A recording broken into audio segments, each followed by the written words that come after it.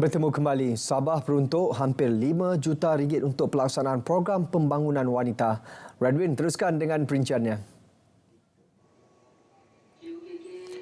Ya, sahih. Kerajaan negeri memperuntukkan hampir 5 juta ringgit bagi pelaksanaan pelbagai program pembangunan wanita di Sabah tahun ini. Daripada jumlah itu, 4.2 juta ringgit diperuntukkan kepada Jabatan Hal Ehwal Wanita Sabah (JEHWA) dan 700,000 ringgit lagi kepada Majlis Penasihat Wanita Sabah (MPWS). Ketua Menteri Dato' Seri Panglima Haji Jin Noor berkata, peruntukan khas juga diberikan bagi membiayai projek Creating Millionaire Among Young Women sebanyak RM554,540 dan RM3.4 juta untuk projek akademik kepimpinan wanita Sabah. Katanya pelbagai inisiatif dan program di bawah Pelan Hala 7 Sabah Maju Jaya SMJ yang dilaksana sebelum ini akan diteruskan tahun ini. Ini termasuk program Outreach Santuni Wanita dan program J Wanita untuk memperkasa golongan ibu tunggal dan wanita B40. Beliau menyatakan demikian ketika berucap merasmikan sambutan Hari Wanita Peringkat Negeri Sabah bertemakan kasih sayang di Kota Kinabalu. Dalam perkara itu, Datuk Haji Ji berkata, kerajaan sentiasa berusaha dan mengambil tindakan berterusan bagi merapatkan jurang gender menerusi pelbagai inisiatif sama ada melalui kementerian, jabatan mahupun agensi terlibat. Ini kerana ramai wanita berkaliber dan berpotensi untuk memegang jawatan pembuat keputusan dalam sesebuah organisasi. Dalam sektor perkhidmatan awam negeri sahaja, setakat Ogos ini, data menunjukkan 30 hingga 40% wanita terlibat sebagai pembuat keputusan. Dalam majlis ini, bekas Pengetua Cemerlang Maktab Sabah, Datuk Dr. Nwinda Alias dianugerahkan Tokoh Wanita Negeri Sabah tahun 2023.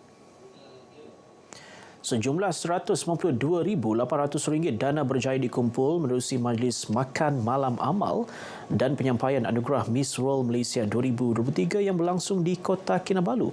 Majlis dianjurkan sempena pertandingan Miss World Malaysia 2023 itu bertujuan melaksana tanggungjawab sosial korporat melalui pengumpulan dana untuk disalurkan kepada Badan Pertubuhan Amal di negeri ini.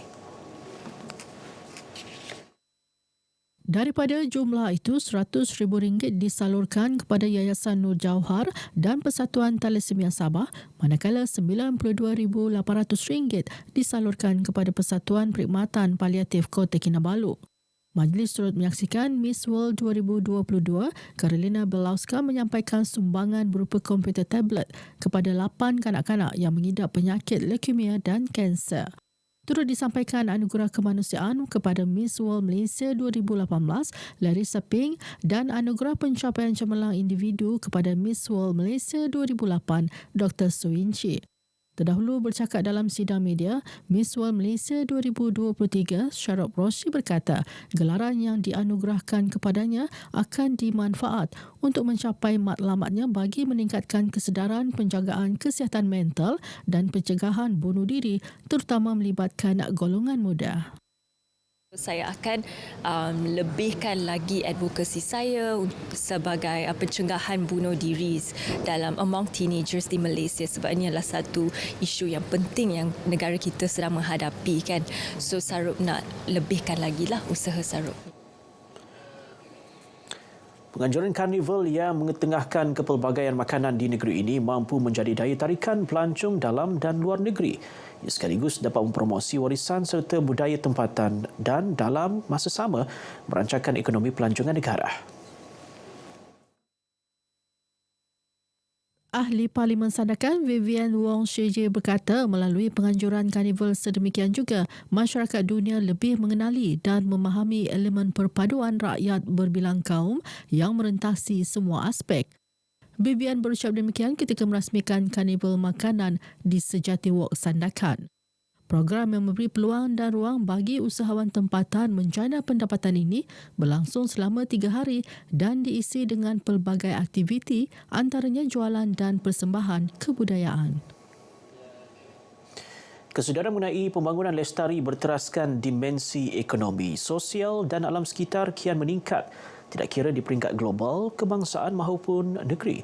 Ini jelas terlihat apabila konsep bangunan hijau, amalan mewujudkan struktur serta proses bertanggungjawab terhadap alam sekitar diguna pakai. Ikuti perkongsian wartawan Sahira Samain.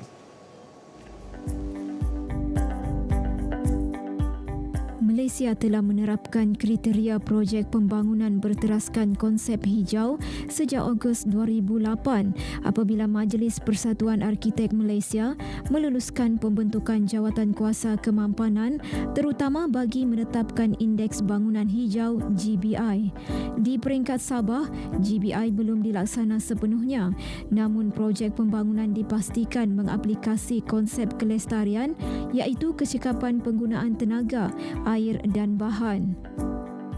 Sekarang ini kementerian cuma dalam proses memperkasakan polisi-polisi kita supaya pembangunan itu berteraskan persekitaran yang lebih hijau.